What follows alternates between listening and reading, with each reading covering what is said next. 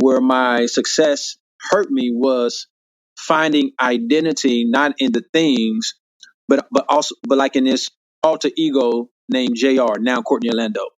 But you learn to like you live in this world where it's like, oh, I'm an artist, I'm a producer, this is what I do, and then but it turns into this is who I am, right?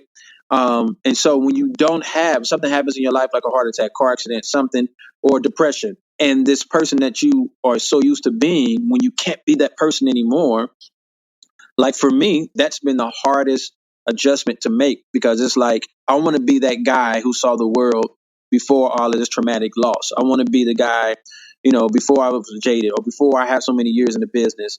And I forgot to give myself permission to be human, to say, man, like issues gonna happen and stuff is gonna change.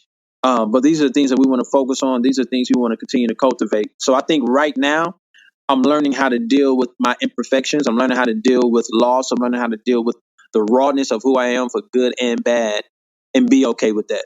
You were able to push the noise away for 18 months. How did that impact your philosophy on how you perceive art now? So, you sit back, right? And I've been in the game for a minute. So you sit back, and one of the things that I've been in such awe over is I remember David Bowie before he passed. He did an interview, I think it was Rolling Stones, and they asked him like, "Who are you listening to? Who's got next? Like, what's inspiring you?" And out of all the musicians and the genres in the world, this guy said hip hop.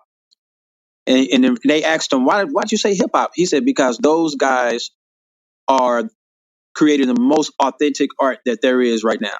And what he was saying is that when you get, young ladies and young men, who will come from poverty, from the worst situations, but yet they're making the songs that even country singers are singing right now. He was saying that those people are coming from a place where all they got is their art. All they got is their craft. They're not thinking about money for the most part, at least when they start. Like these people are using Fruity Loops, they're using a crappy PC, and they're creating hits that the whole world is singing. And so as I've been sitting back and watching it, I'm like, yo, like one of the things I underestimated is how less polished my work has to be, right? So I think for me, I'm so used to having a polished work, being a perfectionist, studying the track and just spending so much time on it and tweaking lyrics and hi-hats.